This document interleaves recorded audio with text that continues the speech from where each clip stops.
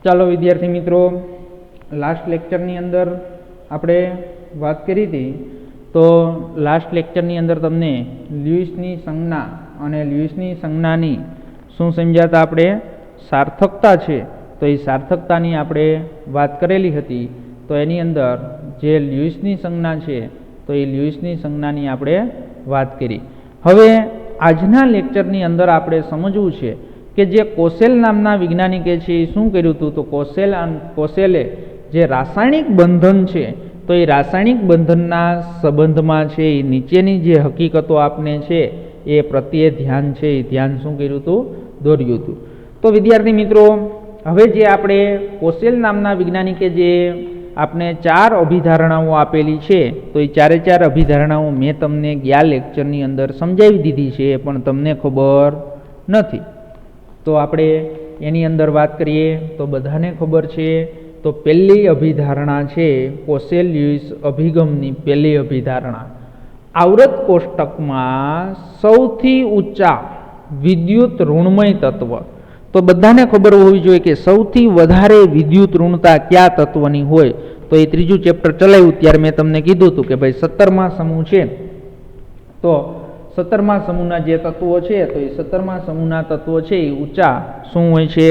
વિદ્યુત ઋણમય છે. એ વિદ્યુત ઋણમય તત્વ હોય છે. તો સૌથી ઊંચા વિદ્યુત ઋણમય તત્વ એટલે કે હેલોજન. તો હેલોજન અને ઊંચી વિદ્યુત ધનમય, શું કહું છું? ઊંચી વિદ્યુત ધનમય આલ્કલી ધાતુઓ. કઈ ધાતુઓ?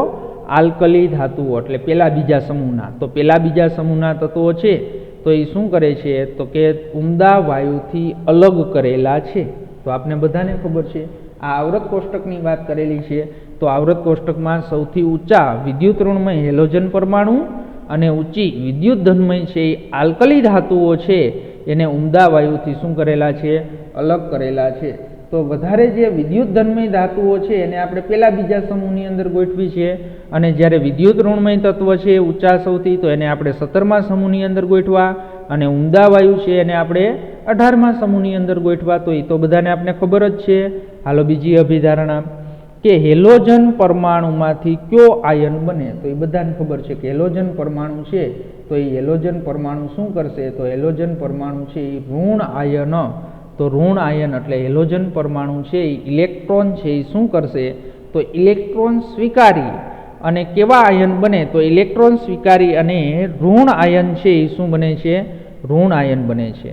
તો એની અંદર તમને બધાને ખબર છે કે ભાઈ હેલોજન પરમાણુ છે ઇલેક્ટ્રોન સ્વીકારી અને ઋણ આયન બને છે, અથવા આલ્કલી ધાતુના ધન આયન છે એ શું કરે? તો આલ્કલી ધાતુ છે એ ઇલેક્ટ્રોન ગુમાવી અને કેવો આયન બને? તો આલ્કલી ધાતુ છે એ ઇલેક્ટ્રોન ગુમાવી અને શું બનશે? ધન આયન બને છે. એટલે જુઓ શું કીધું? હેલોજન પરમાણુમાંથી ઋણ આયન અથવા આલ્કલી ધાતુઓના છે એ ધાતુઓના ધન આયન અનુક્રમે ઇલેક્ટ્રોન મેળવીને અથવા ઇલેક્ટ્રોન ગુમાવીને શું કરે છે? રચે છે. એટલે ઋણ આયન ઇલેક્ટ્રોન મેળવશે અને જ્યારે ધન આયન છે ઇલેક્ટ્રોન શું કરશે? ગુમાવે છે. તો એ પણ આપણે ત્રીજા ચેપ્ટરની અંદર વાત કરી ગયા છીએ. હાલો તો એની ત્રીજી અભિધારણાઓ. તો હવે આપને બધાને ખબર જ છે કે આ રીતે બનેલા ઋણ આયન અને ધન આયનો સ્થાયી ઉમદા વાયુઓ જેવી શું કરે છે? તો ઉમદા વાયુ જેવી ઇલેક્ટ્રોનીય રચના પ્રાપ્ત કરે છે. એટલે શું થાય કે ભાઈ ઉમદા વાયુ જેવી ઇલેક્ટ્રોનીય રચના પ્રાપ્ત થાય એટલે એનો મતલબ શું છે કે જો ઋણ આયન હોય તો એણે ઇલેક્ટ્રોન સ્વીકારી અને અષ્ટક રચના પ્રાપ્ત કરી હોય, અને ધન આયન છે એણે ઇલેક્ટ્રોન ગુમાવી અને અષ્ટક રચના પ્રાપ્ત કરી હોય.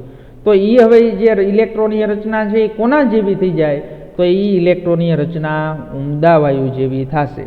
તો એ જે ઉમદા વાયુ જેવી ઇલેક્ટ્રોનીય રચના પ્રાપ્ત કરે તો એને શું કહેવાય? તો એને સ્થાયી ઉમદા વાયુ જેવી ઇલેક્ટ્રોનીય રચના પ્રાપ્ત થાય છે. તો ઉમદા વાયુઓ હિલિયમને એક અપવાદ ધરાવે છે. હમણાં કીધું ને મેં, હિલિયમ છે એ એક અપવાદ છે. શું કા? કારણ કે તમને બધાને ખબર છે કે હિલિયમ લખો તો હિલિયમની બાહ્યતમ કક્ષાની અંદર 8 ઇલેક્ટ્રોન ન હોય. હિલિયમ છે કેવો? નિષ્ક્રિય વાયુ છે. પણ હિલિયમની બાહ્યતમ કક્ષાની અંદર ઇલેક્ટ્રોન કેટલા છે? 2. પણ એટલે હિલિયમ છે એ શું છે? નિષ્ક્રિય વાયુ હોવાના કારણે તેને શેની અંદર મૂકવામાં આવ્યો છે? તો કે તેને છે એ નિષ્ક્રિય વાયુ 18મા સમૂહની અંદર છે એ મૂકવામાં આવેલો છે. એટલે એ એક અપવાદ છે. જે 2 જ ઇલેક્ટ્રોન ધરાવે છે તો 8 ઇલેક્ટ્રોનની અષ્ટક સ્થાયી બાહ્યતમ કોષની રચના, સામાન્ય ઇલેક્ટ્રોનની રચના શું હોય 18મા સમૂહની? તો બધાને ખબર જ છે, NS2NP6. એટલે જો 6 ને 2 કેટલા ઇલેક્ટ્રોન થઈ ગયા? 8 ઇલેક્ટ્રોન. ઓકે, તો ત્રીજી અભિધારણા પણ બધાને આવડે એવી છે. હવે આપણે વાત કરવાની છે ચોથી અભિધારણા.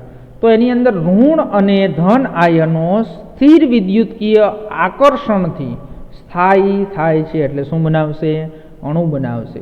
તો જો બનેલો ઋણ આયન અને ધન આયન, તો તમને બધાને ખબર છે ધન આયન અને ઋણ આયન વચ્ચે છે એ શું થશે? તો ધન આયન અને ઋણ આયન વચ્ચે છે એ ઋણ આયન વચ્ચે આકર્ષણ થશે અને આકર્ષણ થઈ અને શું કરશે? સ્થાયી રચના પ્રાપ્ત કરે છે. તો એની અંદર વિદ્યાર્થી મિત્રો આ 4 અભિધારણાઓ છે એ તમે સમજ્યા. તો હવે એના ઉપરથી એક એનું શું આપ્યું છે? ઉદાહરણ આપ્યું છે. શું આપ્યું છે આપને? એનું એક ઉદાહરણ આપેલું છે. તો એ ઉદાહરણ પણ તમને આવડે છે. હમણાં જ મેં આ ઉદાહરણ છે એ તમને મેં કીધું હતું. તો એ ઉદાહરણ છે એ તમને સમજાવ્યું હતું ગયા લેક્ચરની અંદર. ફરીથી આપણે વાત કરીએ કે ઉદાહરણ તરીકે લઈએ તો સોડિયમ અને ક્લોરીનમાંથી NaClની રચના ઉપરની પદ્ધતિ પ્રમાણે નીચે પ્રમાણે લખી શકાય. હવે જુઓ, તો એની અંદર આપણે બીજી અભિધારણા ભણ્યા કે આલ્કલી ધાતુ તત્વ હોય તો એ શું કરે? તો ઇલેક્ટ્રોન છે એ ગુમાવી અને ધન આયન બનશે. શું બનશે? ધન આયન. તો જો અહીંયા શું લખવું આપણે? સોડિયમ. તો સોડિયમનો પરમાણ્વીય ક્રમાંક Z = શું થશે? 11. તો એની ઇલેક્ટ્રોનની રચના શું થાય? Neon 3s1. Neon 3s1. એટલે જો નિયોનના કેટલા ઇલેક્ટ્રોન? 10 ઇલેક્ટ્રોન. અને પછી એક ઇલેક્ટ્રોન ક્યાં જશે? 3s1માં.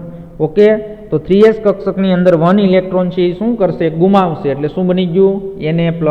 ઇલેક્ટ્રોન ગુમાવે તો ધન આયન બને અને ઇલેક્ટ્રોન મેળવે તો ઋણ આયન બને. ઓકે, તો હવે જો આ Na+ની ઇલેક્ટ્રોનની રચના છે એ કોના જેવી હોય? તો કે ભાઈ ઉમદા વાયુ જેવી સ્થાયી ઇલેક્ટ્રોનની રચના પ્રાપ્ત કરે. તો સોડિયમની Na+ની ઇલેક્ટ્રોનની રચના કોના જેવી થઈ? નિયોન જેવી. અને એક ઇલેક્ટ્રોન એને શું કર્યું? ગુમાવ્યું. એવી જ રીતે વિદ્યાર્થી મિત્રો આપણે વાત કરીએ ક્લોરીન પરમાણુ. ક્લોરીન પરમાણુનો છે એ પરમાણ્વીય ક્રમાંક કેટલો? તો કે 17. તો એની અંદર 10 3s2 3p5. તો હવે જો આ જે 3s2 3p5 એટલે બાહ્યતમ કક્ષાની અંદર કેટલા ઇલેક્ટ્રોન? તો કે 5 ને 2 7. તો હવે 7 ઇલેક્ટ્રોન હોય તો એને અષ્ટક રચના પૂર્ણ કરવી હોય તો એ અષ્ટક રચના પૂર્ણ કરવા માટે એને એક ઇલેક્ટ્રોન છે એ શું કરવું પડે? તો એક ઇલેક્ટ્રોન એને સ્વીકારવો પડે. તો એક ઇલેક્ટ્રોન તે સ્વીકારી અને કેવો બનશે? તો ઇલેક્ટ્રોન મેળવી અને ઋણ આયન બને છે. તો શું બનશે વિદ્યાર્થી મિત્રો? Cl-. શું બનશે? Cl-. તો Cl જે માઇનસ છે તો તેની ઇલેક્ટ્રોનની રચના કોના જેવી થઈ જશે? તો જો 3p ની અંદર 5 હતા, ઇલેક્ટ્રોન એક મેળવ્યો એટલે 3p6 થઈ ગયું. તો તમને બધાને ખબર છે 6 ને 2 8 ને 10 18 એટલે કોના જેવી ઇલેક્ટ્રોનની રચના પ્રાપ્ત થઈ? આર્ગોન જેવી. હવે તમારી પાસે બે શું થયા? ઋણ આયન અને ધન આયન મળ્યા. તમને કોણ મળ્યા? સોડિયમ પ્લસ અને Cl-. તો એ સ્થિર વિદ્યુતકીય બળના કારણે શું થશે? અપાકર્ષણ થશે. એટલે Na+Cl- એકબીજા સાથે સંયોજાય અને શું બની ગયા? NaCl. ઓકે, તો આ પહેલું ઉદાહરણ આવડે બધાને. તો હવે આવા ગમે એટલા ઉદાહરણ તમને કે લખવાના તો આવડે કે ન આવડે? તો એ જ પ્રમાણે બીજું ઉદાહરણ આપણે જોવું છે CFTનું. કોનું ઉદાહરણ જોવું છે? CFTના ઉદાહરણની આપણે વાત કરવી છે. તો CF2 છે તો એનું ઉદાહરણ આપણે સમજીએ. તો એની અંદર તમને ખબર છે કેલ્શિયમ જેનો પરમાણ્વીય ક્રમાંક છે 20. એટલે આર્ગોનના 18 અને ફોરેસ કક્ષકની અંદર 2 ઇલેક્ટ્રોન જશે એટલે શું થઈ જશે? 20 ઇલેક્ટ્રોન. હવે જો બાહ્યતમ કક્ષાની અંદર કેટલા ઇલેક્ટ્રોન છે? તો કે ભાઈ 2 ઇલેક્ટ્રોન છે. તો એ 2 ઇલેક્ટ્રોન શું કરે? ગુમાવે. તો શું બની જશે? Ca+2 અને 2 ઇલેક્ટ્રોન ગુમાવ્યા. તો હવે એણે નિષ્ક્રિય વાયુ જેવી ઉમદા વાયુ જેવી એણે શું કરી? તો ઉમદા વાયુ જેવી ઇલેક્ટ્રોનની રચના છે એ શું કર્યું? એણે પ્રાપ્ત છે એ પ્રાપ્ત કરી. એટલે શું બની ગયું વિદ્યાર્થી મિત્રો? આર્ગોન જેવી ઇલેક્ટ્રોનની રચના પ્રાપ્ત થઈ. હવે જો ફ્લોરિન. ફ્લોરિનનો પરમાણ્વીય ક્રમાંક કેટલો? તો ફ્લોરિનનો છે એ પરમાણ્વીય ક્રમાંક છે એ 9. તો જો હિલિયમ એટલે 2 ઇલેક્ટ્રોન, પછી 2s2 2p5 એટલે શું થશે? તો એની અંદર બાહ્યતમ કક્ષાની અંદર 7 ઇલેક્ટ્રોન. તો એ એક ઇલેક્ટ્રોન શું કરશે? મેળવશે. તો એક ઇલેક્ટ્રોન મેળવી અને શું બની જશે? F-.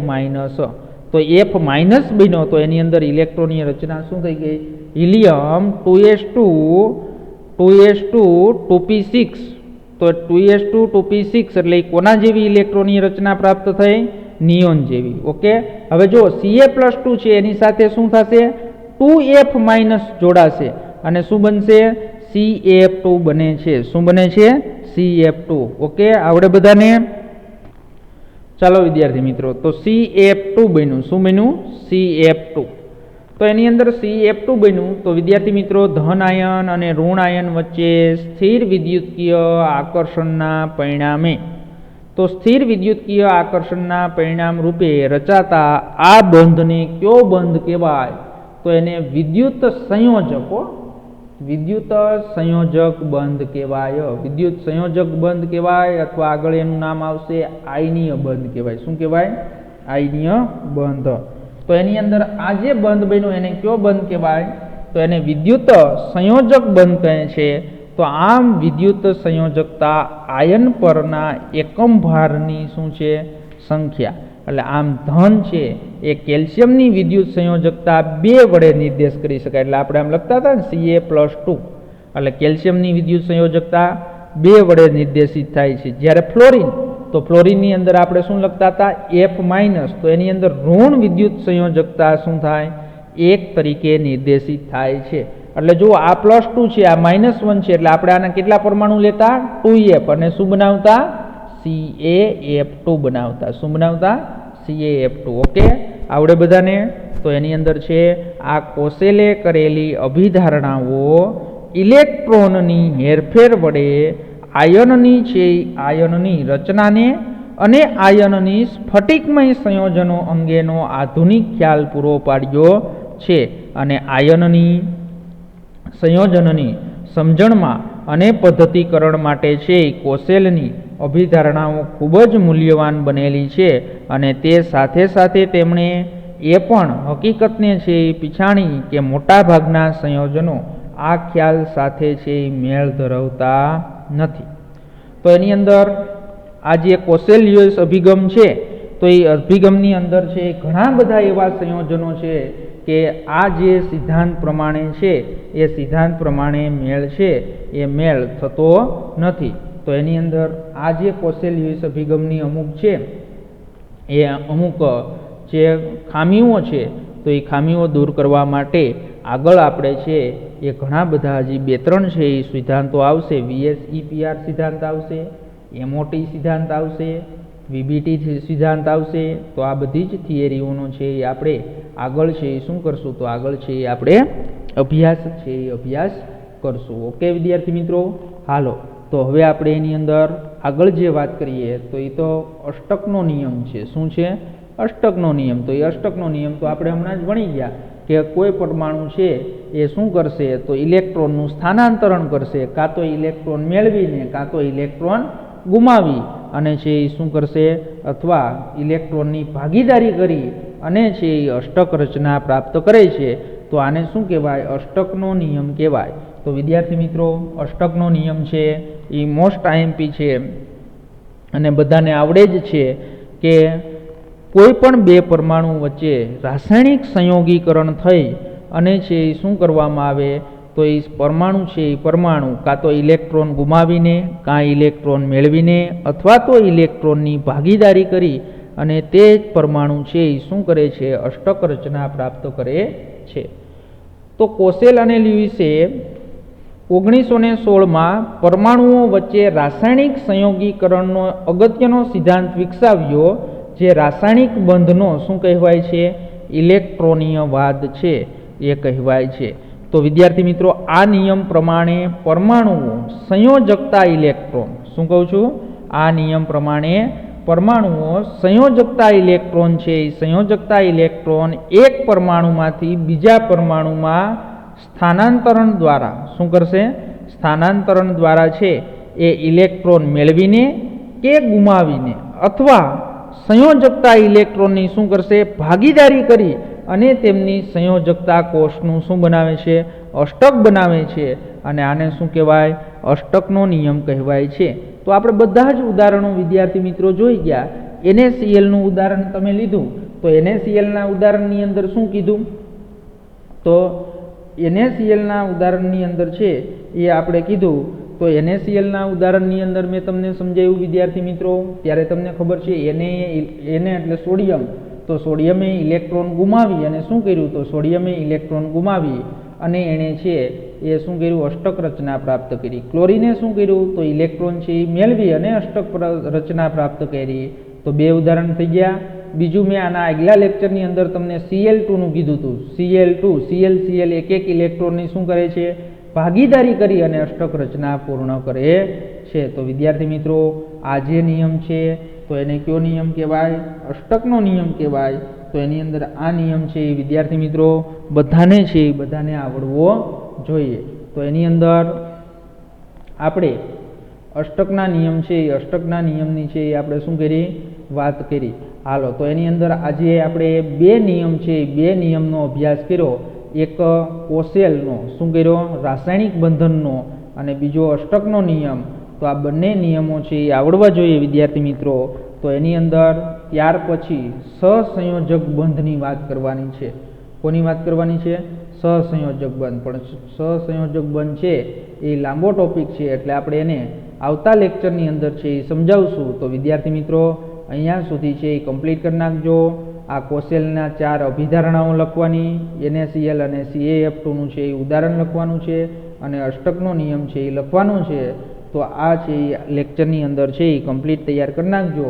એટલે આવતા લેક્ચરની અંદર છે એ સહસંયોજક બંધ છે એની આપણે વાત કરી દઈએ, અને પછી આગળ છે એ આગળ આપણે અભ્યાસ કરીએ. ઓકે, હાલો, અહીંયા છે એ તમને ક્વેશ્ચન છે એ મોકલીશ, અને એ ક્વેશ્ચન પ્રમાણે જ તમારે PDF-માંથી જ જોઈને હોમવર્ક અને ફેરબુકની અંદર છે એ લખવાનું છે. ઓકે, હાલો, તો અહીંયા સુધી વ્યવસ્થિત તૈયારી છે એ તૈયારી કરી નાખજો.